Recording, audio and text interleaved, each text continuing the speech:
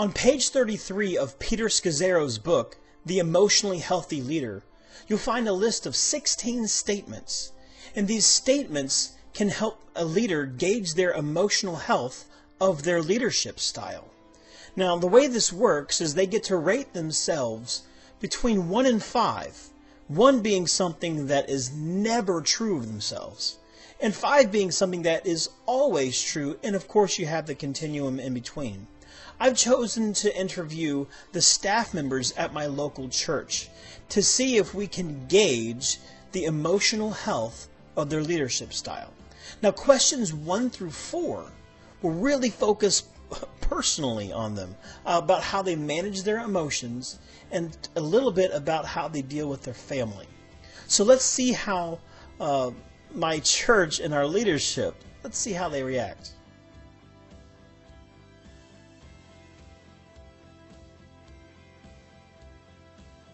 Five, because I am an emotionally driven person. I think that's a strength that God has given me, but it also becomes a weakness. Okay. Sometimes our greatest strengths are our greatest weaknesses, because I do process emotions so much that sometimes I can be irrational about it and not process biblically and let things go. I would say for me that's a 2, maybe a 3. But the reason I say that is that I have a tendency to forget anger and not actually take time to process it. I think I'm getting better at that. That's why I would say closer to a 3. Fear, frustration, different emotions like that, I want to pay attention to them more. So I would say in the past I haven't been that good at that, but I'm seeing that is actually a really unhealthy pattern, and so I'm erring more on taking time to actually process that, knowing that it's going to be such a benefit to not only myself but my family. I'm probably a 3 or a 4. I would say probably a 4, honestly. I am a delayed processor. I take things in and don't react typically for a long time until I kind of process them. The reason I gave myself a 4 on that instead of a 5 is the fact that the only one that really gets me, that usually just kind of comes out, is anger. That's one that I don't typically process well. It's just hard to keep it inside when I hit that time. I tend to be a pretty emotional person. So I would say I'd give myself a 4 on that. I'm pretty busy. I'm a mom of 4 and I work, so I don't have a ton of time. But I feel like when there's deep emotional things going on, I do process it and take a lot of time to deal with it.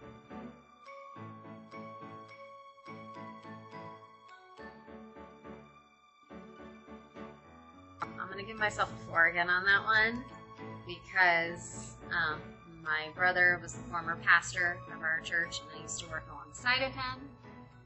And we had some, everybody has stuff in their family, and I saw how it affected him in ministry. So I try really hard to make sure that I'm aware of those things with myself. So I'd say I'm a 3 on that one. I tend to feel like I'm pretty good at sensing situations and understanding them.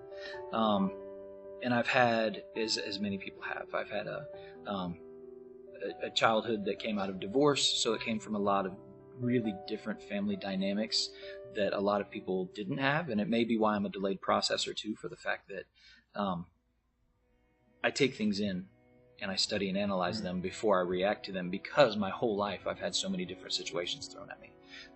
Multiple divorces, living with different parents, going through fights between parents and step-parents and things like that. So living with grandparents at times, living with friends, things like that. So I think that really has helped me become who I am in that, but it's made me really analyze a lot and really think deep about each situation I'm in and why.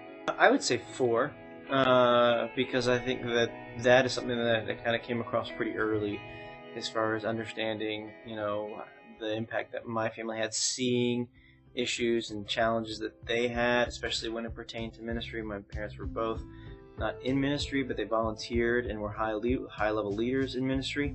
So they weren't like vocational ministers. And so I saw some ramifications of negative and positive choices, and how, I could see patterns and similarities in my own life. So I would say a 5, just because I have a rich history, but yet a dysfunctional history of my family. And so I was the youngest of 3, and I became the protector and the peacemaker of the family. And so I was in everyone's business. And I knew everyone's business, which wasn't healthy growing up. But once I became a thriving Christian and a growing Christian, I began the role of counselor, which wasn't healthy all the time either.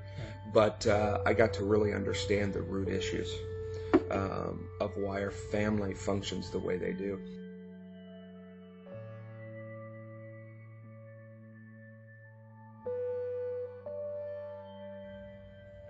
I would say a 3. I take my calling incredibly seriously.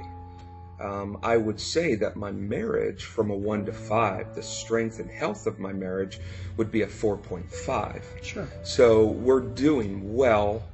I just think a lot of times on that balance beam, my role of leader and shepherd tends to weigh a little heavier on me than my role of husband and father.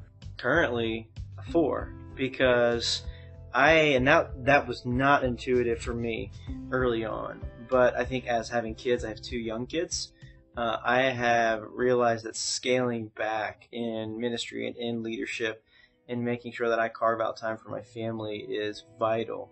And I think part of that process was really understanding that it's the Lord's ministry, and I'm just kind of a steward or a shepherd or a servant in the ministry. And so He's the one that's doing it. He's the one that's making it possible. And so I put less emphasis on my presence always being there to make sure that ministry succeeded, because honestly, it's really His presence that makes ministry success possible. And so scaling back with a young family was something that I kind of had to do. And I actually, it's kind of removed that feeling of, I guess, of insecurity of not being a good leader, because I'm not there for everything or every possible thing. I'm able to kind of step back a little. I would say that's probably a 3 for me as well.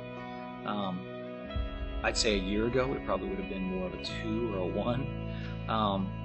But in being here and in this position actually at the church, being in ministry now, which is something I never did before, I've spoken to you about this before, where it's made me realize that my relationship with my wife needs to change, and it's made her realize that as well in a healthy way. So we're constantly working and having conversations about how to improve our communication, improve our relationship, strengthen who we are as a couple. So that's something that I focus on more now. I'd like to say it's a 4, but I don't think it's quite a 4 yet. I let distraction come in a lot, but I do spend a lot more of my time focused on trying to improve what we're doing and trying to make that better. Jeff and I work really hard at making sure that we put our marriage first before ministry, because I think that that's important. I think God should be number 1, and your spouse should be number 2, your kids should be number 3, and your ministry should go after that. And I always talk to everybody that serves any kids in my ministry that. I'm really big on that. And if I see people spreading themselves too thin, I'll talk to them, because I'm very supportive of that. So I'm going to say a 5.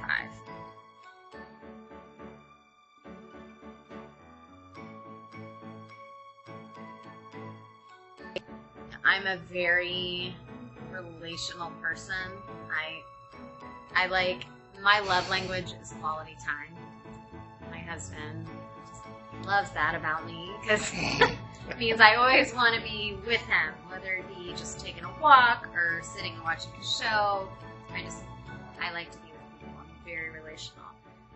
So sadly, I'm going to give myself a 2 on that one, because I like to think that I have a great relationship with Jesus, but I definitely feel more of a connection with my husband because I have that quality time, love language.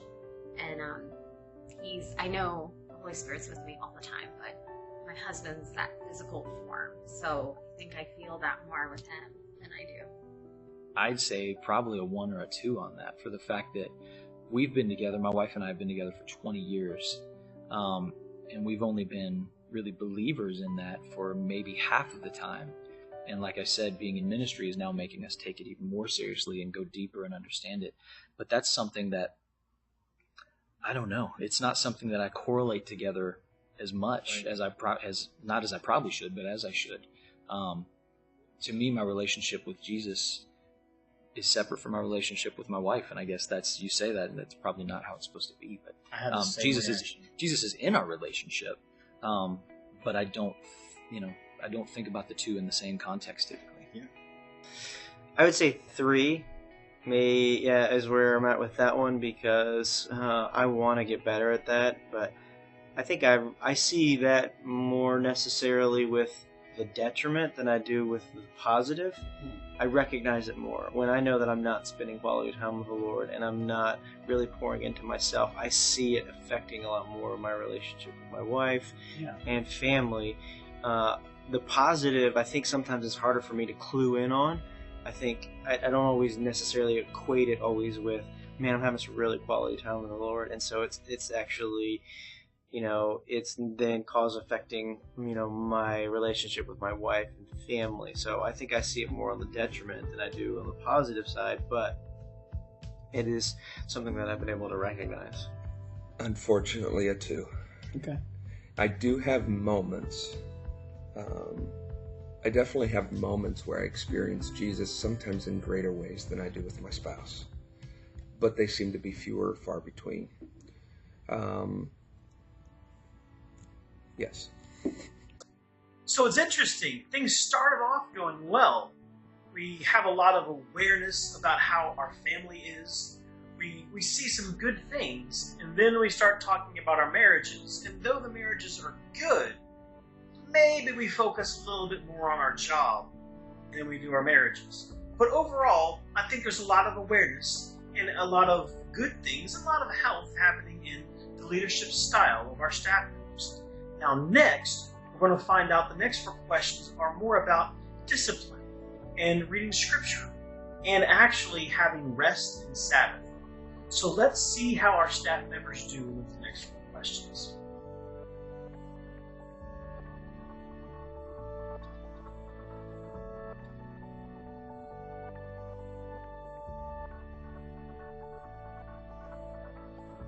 Is there a 0 on the scale?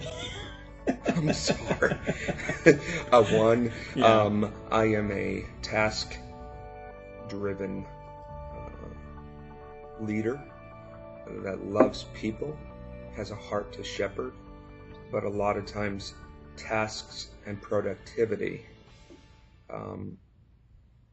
can be the scorecard that I operate from. And so with that scorecard comes a lack of stillness, stillness and solitude. I'd say probably a 2. I have a really hard time stopping and really slowing my pace. That is a struggle for me. That's something that I want to work on right now. And it's I think that there's so much accessibility with our phones and everything that we have that actually just intentionally shutting everything off is it's very difficult for me. So that for me, I'd say is probably a 2, for the fact that I do have a day each week that I work from home so that I can take in that day time to worship and pray and connect with God and spend time with Him. So that helps me throughout the week to focus more on that than I probably would. But at the same time, I am learning who I am. I've really kind of come into who I am in the last 6 months or so, on what my process is in connecting with God and in listening to the Holy Spirit. My number 1 spiritual gift is craftsmanship, which means I am a doer. And so a lot of times in my moments where I really fully connect with the Spirit and things become really clear and kind of click into place for me is in the midst of me doing multiple things, because I'm able to get lost in that and kind of go into my own little shell within the craziness, and that's kind of where I connect well.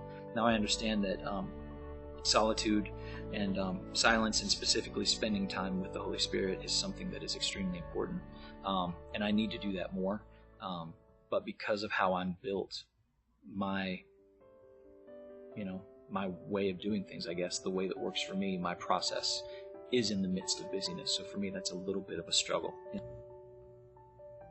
I think the eye roll is the answer. So I'm going to give myself a 1. Or actually, I'm going to do a 2. I'm going to change it. I'm going to do a 2 because I've gotten better. Here at our church, we're doing a reset where we're trying to be still. And I'll be honest, I haven't done it every day.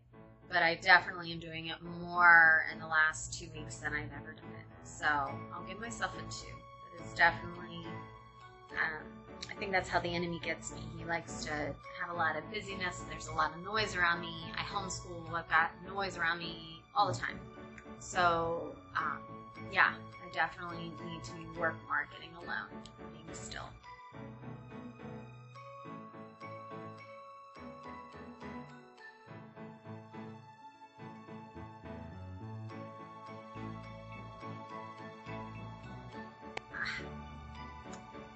I'm going to give myself a 3 in between, because I definitely do that, but I don't know, where I'm at in my life right now, I get in the Word a lot for myself personally, because I have so much on my plate between my kids and my ministry and my marriage and everything.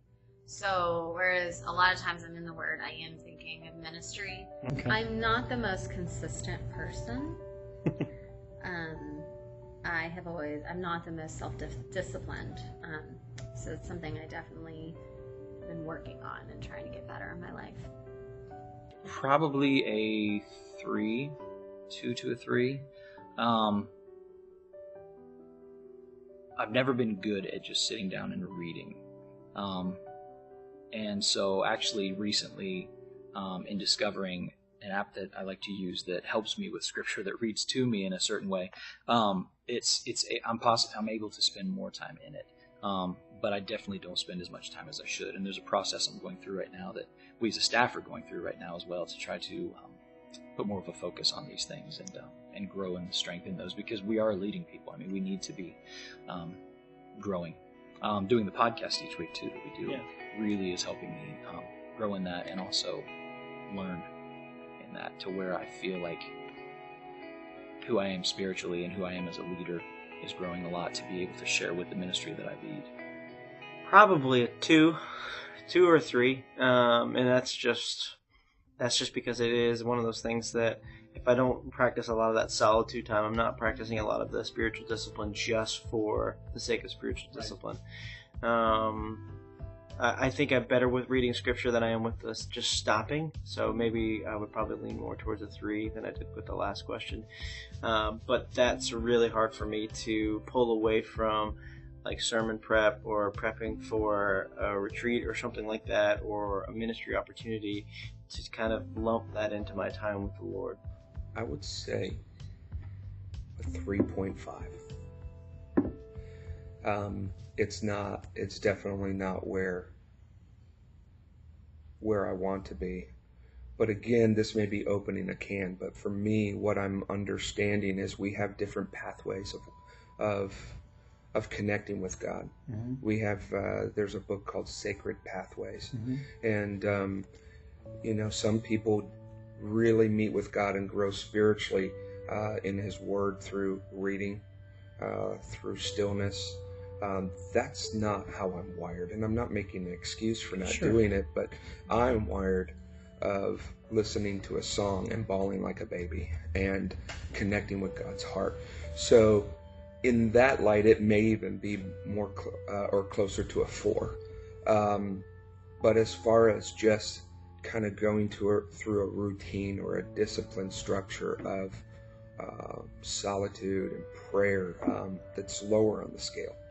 but I do believe that daily I'm walking with him, and daily I'm finding my rhythms of grace.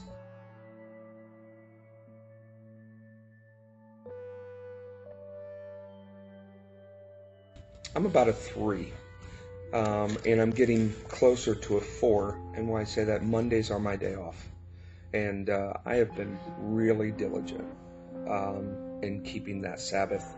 Now it looks different for me. I like to do chores around the house. I like to stay busy, and then if I'm still, I fall asleep, which isn't a bad thing.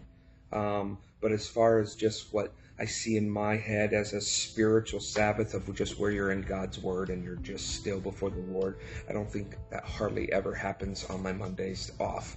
But there is a definitely shift in pace from my attitude to my mood to I'm just not thinking church ministry. Sure.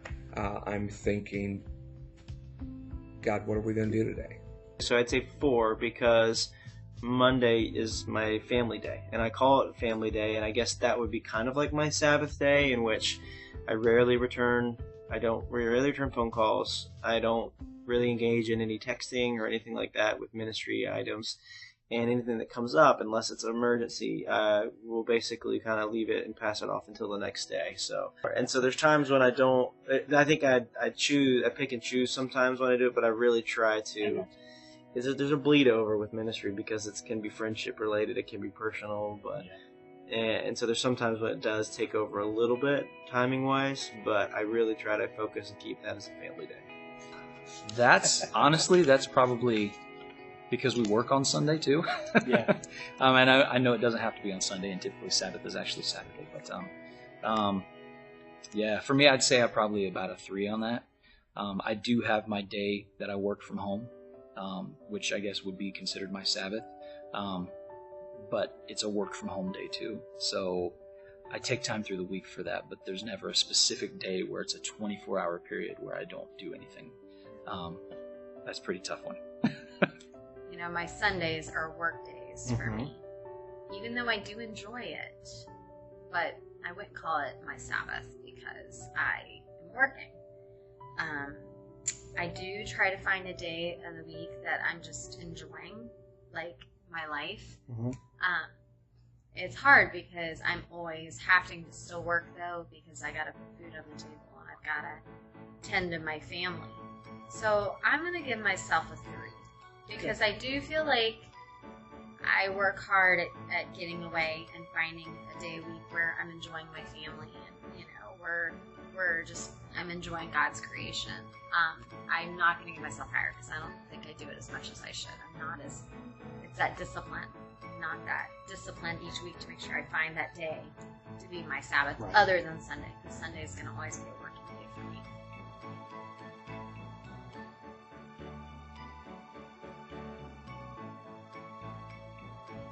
I would say 5. I fully agree with that.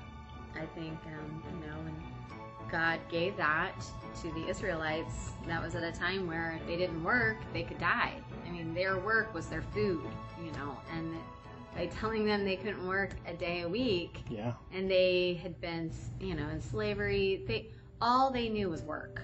So, and they had to really trust in God to take that day. So I think by God doing that, He was not only saying that we need to rest, but that we need to trust Him, that by taking that day, we trust in Him. That even if we feel like we have to work and get things done, we're trusting God that we're going to take that day to rest, and we're going to trust that He's going to work it out. Now, I do view that as very important. Okay. Yeah. I mean, on the view of it, I honestly view it as a 5 because I know how important it is, and that's why I try to take at least a day a week to be home and connect. So yeah, I understand the importance of it, but yeah. I view it, I would say 3. I definitely view it as, but once with the silence and with the prayer, I don't activate it as much. Correct view, not really a correct implementation. And I think that's part of the Monday rest. I want to have that. I want to prioritize that. But I think I'm trying to implement rest in a lot of more areas in life than just the one day that's Sabbath. I think that rest is important to have in seasons. It's important to have for even throughout the day, just to take time to rest. I would say 5. Absolutely. Absolutely. The challenge is in, I say I believe in it and I see the value, but do I truly add that discipline and apply it in my life? Wow, so that was tough. We found out a little bit more about our staff members, that it seems like a lot of them need to take a little bit more pauses and a little bit more rest. I know they try to, and I know that there is some intentionality there. And we know that there's a belief in place that they should have a Sabbath. However, sometimes there's a disconnect between the belief and the practice. So, though I still think they're in a healthy range, lots of 2s and 3s with our answers, I think that's a place where our staff can grow, is learning how to rest, and learning how to kind of rest in God and study, and letting that be a part of their daily discipline outside of their work. Okay, now the next few questions are going to be about decision-making, discernment, and use of power. Let's see how our staff responds this time.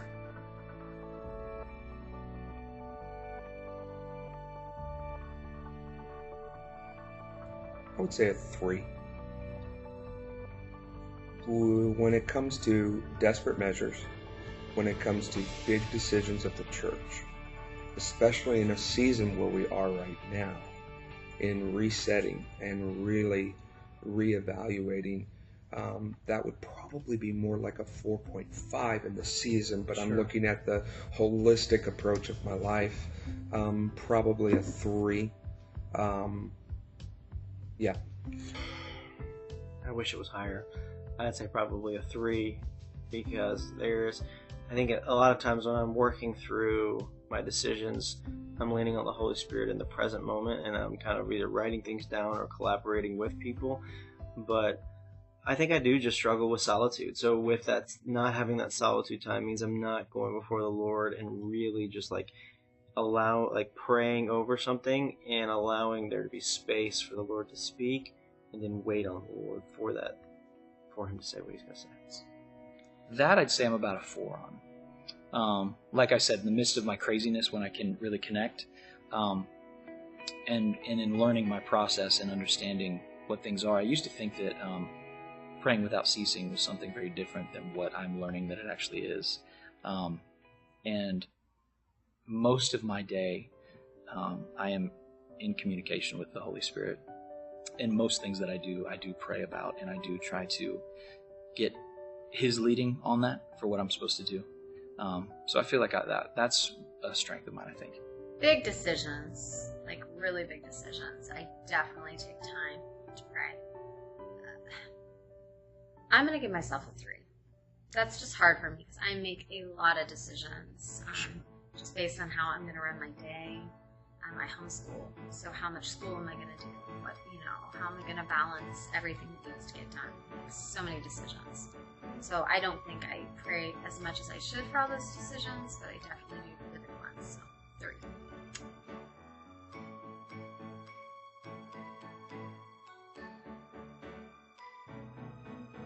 I'm gonna give myself a 4, meaning doing God's will. The reason I am is because I do pay attention to numbers just because of safety and worrying about our space, because it's been getting really crammed back here. But I don't consider that, I think whether we have 100 kids or 10 kids, to me what's more important are these kids getting discipled, and are the parents of these kids learning how to disciple their own kids.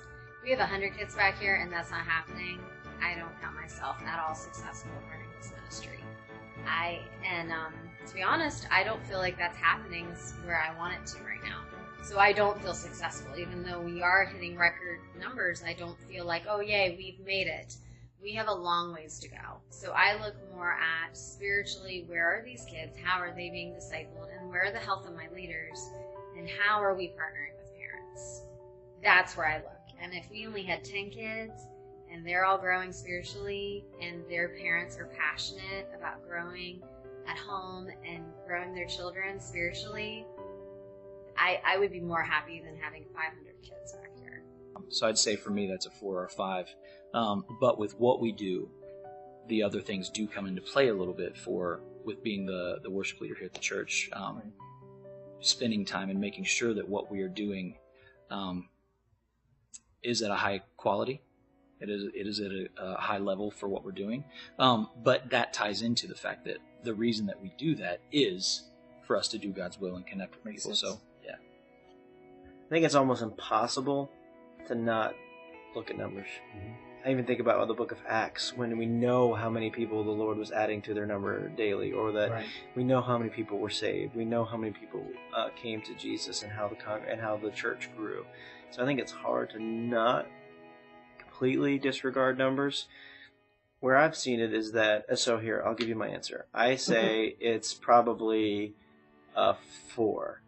Okay. In that I don't allow the numbers to dictate my ability, my effectiveness, or take away from the present moment. So if only a couple people show up, I'm excited that I get to talk to a couple people, not necessarily that there's not 100 people for me to influence. And so I think, but I think you have to, if you are following Jesus and you are presenting the gospel, people are going to naturally draw to that. So if you have nobody around, I think you have to ask yourself, am I really effectively, leading? Am I effectively,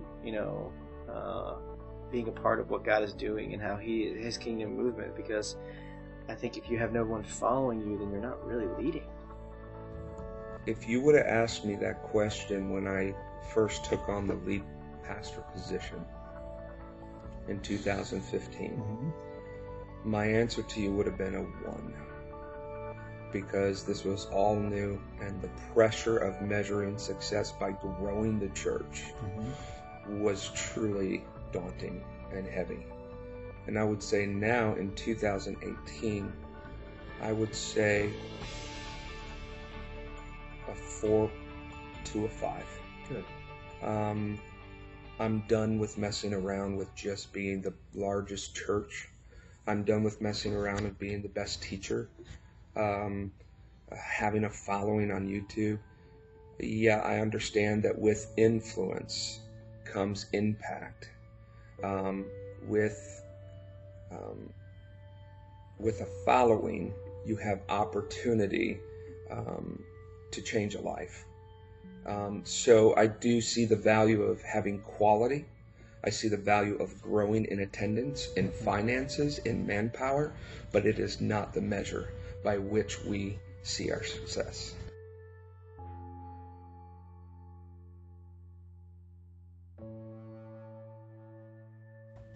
In this season at Elevation Community Church, starting around August, if not July, I had a revelation and just a shift in my job description given from the Lord, was to not just lead the church, but to shepherd the church.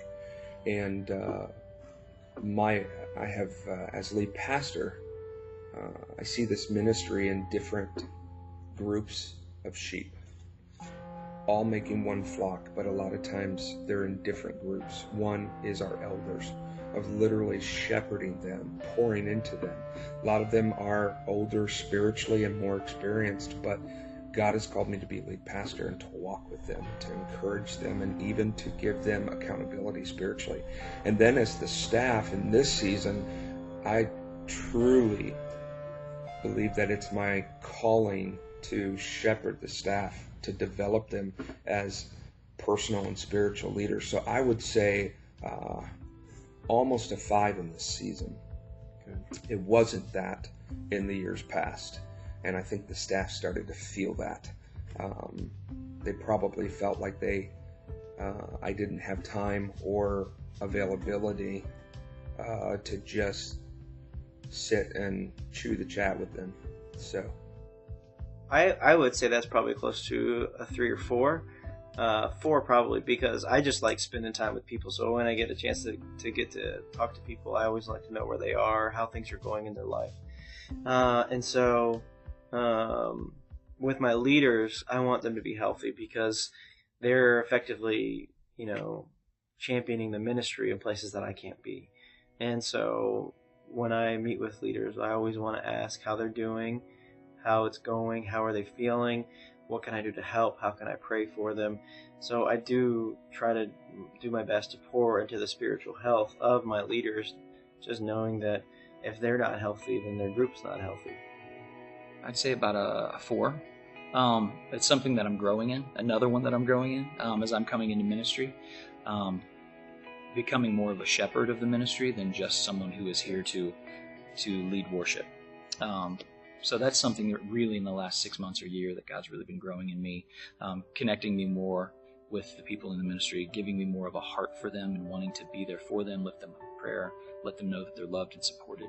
And even in as much that I try to be very pliable with scheduling, because I know that people's lives, and that's something that was big for me. So I do a lot of my leading out of experience for what was good for me when I wasn't a leader. I think I could grow a lot. I'm going to give myself a 2 on that one, because the last several months have just been, I have felt overwhelmed because I just have a lot on my plate, and there's so much I see that I want to happen, but I haven't had the time or the energy to make it happen. I'm excited because I know the potential of it, but I know I just have to be patient and wait to make sure the timing works out. I think it's happened some, and I see some leaders growing more than other leaders, so I don't feel totally discouraged about it. But it's definitely been a passion of mine and something I've wanted to see. To be honest, sometimes I get really discouraged in my role because I feel at times alone with the things I want to have happen. I feel like if my idea is separate from where everybody else is, and I don't know if that's just an internal issue I have or if there's truth to that, but it's definitely something that I want to see get better, so that's why I'm just going to say it too.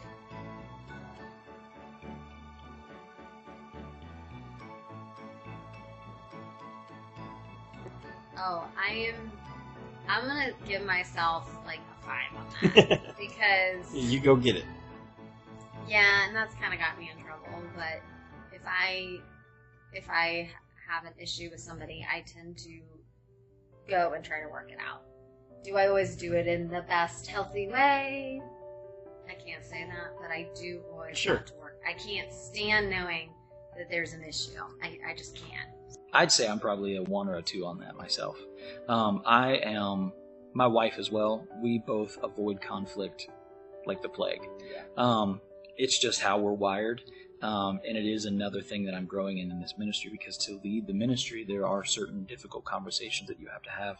And within even the staff, interpersonal relationships with the staff, there are difficult conversations that you have to have sometimes, which I'm learning that it's better to just kind of bite the bullet and do it, nip it in the bud, per se, because it helps defeat any kind of a problem that might come from it down the road. As you let it grow and grow and fester, it becomes something much bigger. Man, 2. I think that I will, that I don't like to have, that's a hard thing for me to have, a big confrontational conversation. I try to smooth things over as much as I can, but I think the more and more I realize is that I'm doing people a disservice if I'm not having those type of growth conversations with them. And they're going around expecting that they're doing the ministry well when it's actually not the case, because I'm not letting them know my expectations. And so, but it's hard for me because I'm just a glass half full to the max kind of guy, and so it's hard for me to really point out a lot of the issues. 5. It's not an issue for me. I think sometimes it's a matter of timing for me, that I need to be more self-aware and more patient to wait for the right timing. Good. And how I approach it.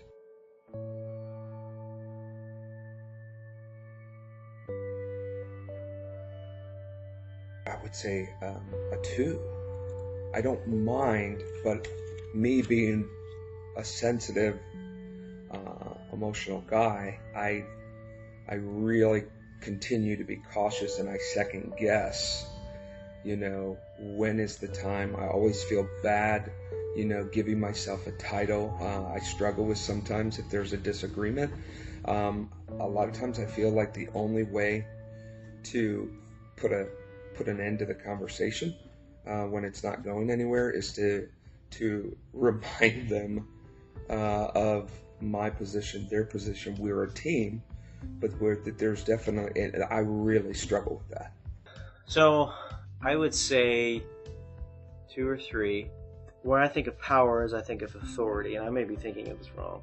And so I like to talk about the authority that small group leaders have and the amount of influence that they have on their people, and try to encourage them to walk in that, and walk in that kind of boldness, and walk in that. As far as me to them, I think that I don't take this, I don't do a kind of a power trip, kind of lording authority at all. But I do try to take what I've been given and pass it on to the leaders so that they'll pass it on to their groups. I would say probably a 2 on that, for the fact that I am one that leads through example, tries to lead through being relatable with people and being on a comfort level with people. And I feel like the way that I'm perceiving that is more of like a type A personality that's just, I'm comfortable telling you what to do. And that's not who I am. I understand the authority that I have in the position that I have. But when I think about being comfortable with it, it makes me feel like I'm totally cool lording that over people. And I'm totally not cool with that. I'm going to give myself a 2. And the reason why is I don't ever feel like I have that power. And I think that I don't want this to come out wrong. I feel like I probably should have, feel like I can have that more. I think, being honest, being a woman is hard. I'm the only female staff member at this church. Yeah. And a lot of my volunteers are men. And that makes it hard as a female to feel like you can have that power. I'm a strong woman, and so I'm very passionate. So that is really hard for me sometimes, and sometimes I get really frustrated because I want to be able to push some of that power. But sometimes when I go to push that power, I feel like I get pushed back.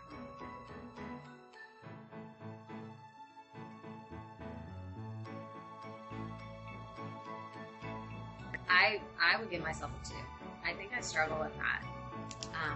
Not so much with volunteers, but for the people I work with. I have a really hard time. When things are all great, it's like, oh, this is awesome. But when issues arise, it is really, really hard for me to be able to have a healthy separation. Trying to get better at that. That is something I see in the last several months. I've really seen that I need to improve. But as of right now, I'm still a 2 because it's still something I need to grow in.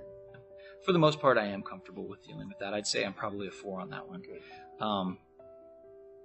I've been through a lot of situations in the past where I had to, I was not able to divulge everything to certain people at certain times, and that really comes into play here and helps me with that, kind of being able to discern what's okay and what's not, and being able to be comfortable with not divulging things when it's not appropriate to. Yeah, I think I wear different hats when it comes to those times. I think that there's my father-in-law and my mother-in-law are both ministry leaders under me. And so that's always interesting to have your in-laws being ministry leaders under you.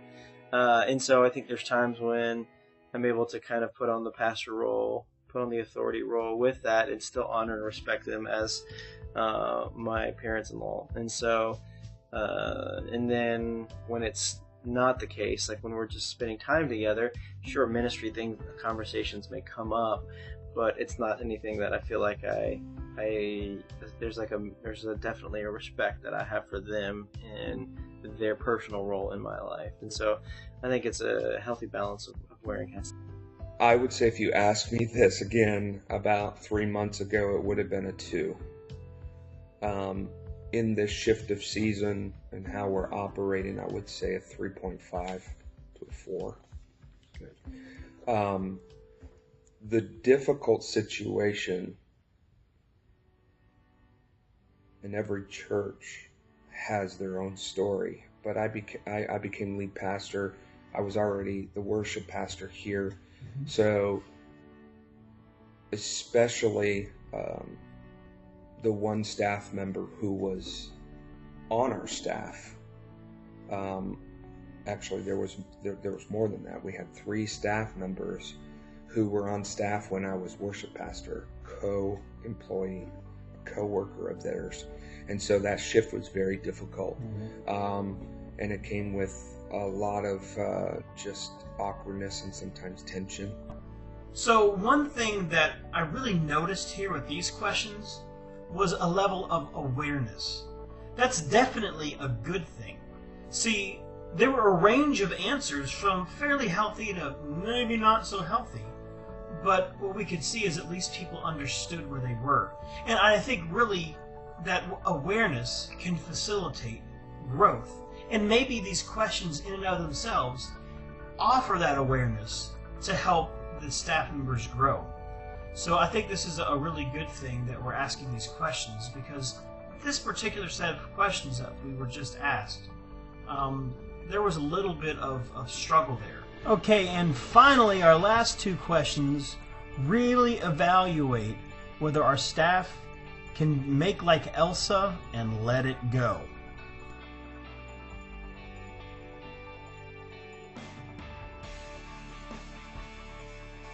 I understand that, and I value it, and it's been a hard lesson through the last 10 years of ministry. Difficult lesson, but I'm growing as a spiritual leader because of it. They have to move on. And if I don't give them permission to move on, and I don't even insinuate that they need to move on, the person who's going to be miserable is me. And it's going to impact our flock in our church. And now I'm understanding that one of the primary responsibilities of a lead pastor is to protect his flock, even if that means allowing people to leave. I will say I'm a 3, whereas probably previously I probably would have been a 2, and I think that's part of my optimism, want to see the glass half full, and so I will hang on to things that maybe need to die. And so now I'm really getting a lot more comfortable with, all right, what's going to work, what's going to be a success of our ministry, how can I whiteboard things and just put it on the board and say, this is going to work, this isn't going to work, are we being effective? And so I think I'm getting a lot more comfortable with that when it comes to leadership and ministry.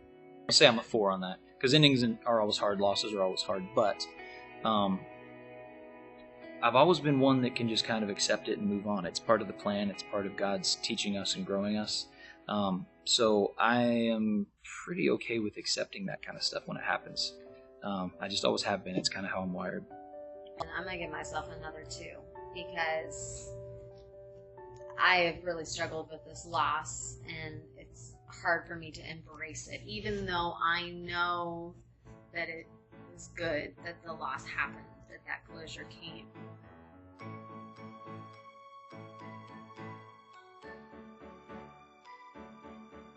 I'll give myself a 3 on that one, because the last one was more of just like when things end. This is like when I see that I need to let go. I have a little. I'm not giving a 4 or 5 because I don't think I'm great at it, but I'm getting better at recognizing when things are not working. Like, I've had certain volunteers that just, they're not working and they move on to a different ministry, and I'm really fine with it. But there are times that it's hard. There are times that I lose someone, or I have to see something stop that I had a heart for. So I think that can be challenging and difficult. So I'll say a 3. That's probably the question that I'm the least clear on, maybe, on exactly how I am with that. So I'd say a 3, just right in the middle, I guess. But yeah, like if things aren't working, I mean, usually I'm okay with moving on from it. I think it kind of ties into that last question. But there are some things too that I might get tied to personally. And I think in ministry it's hard too, because you have what you feel and what you believe, but then there's also leadership over you. There's a lead pastor, there's an elder board, and you have to give it up and trust in them and their connection with the Holy Spirit and in their leadership sometimes where you differ in opinion. So that one's a little bit harder for me. I think I struggle with that a little bit more, so I'd say a 3 on that. I think I'll go back to a 3 because it's kind of similar to the last question, or the way that I interpret the last question. Was that I'm able to let some things go that aren't really working or tweaking things. I think it takes a little bit of time for me. But I feel like the gap in when something is ineffective and when I finally cut it off is getting a little bit smaller than what it's used to be. Just adding different things. We've had different things that were established in groups that just weren't effective. And so I inherited different aspects of small groups that our culture just doesn't vibe with at all. And so I've had to let go of some of those things. Even with volunteers, there's been volunteers that I've had to let go of because their life changed or they just weren't very effective. That's harder because it's easy to cut a program. It's not as hard to cut a person, and then you don't cut them out of your life, but to switch their role, I think that can be hard, especially if that person doesn't have a lot of self-awareness and realize that they're being ineffective in what they're doing. And so I think that's where you tread a little differently when it comes to that than these other programs. I would say 4.5. Okay. Why? God is really equipping me and giving me new perspective. I've heard it said, and I love this, when the horse that you're riding dies, dismount. The key is the compassion part. Mm-hmm. But I would say on top of the compassion is you have to have clear vision that is communicated to the body. But if you cast clear vision of why you're doing or not doing what you're doing, that it's getting you to the destination of what God's called you to do, then it's really up to them to seek the Lord and figure out where they best fit. So the answers that our staff gave to the last couple questions made a lot of sense to me. Yes, they had struggle letting people go, and keep in mind, our church has recently had to let go of someone that they didn't want to let go of. So that there's a lot of pain that's current with our staff members. But letting go of programs didn't seem to be quite as hard. So I think that they're fairly healthy and fairly normal when it comes to letting things go. So overall, if I were to evaluate the emotional health of the leadership team at Elevation Community Church, I would say that it's healthy.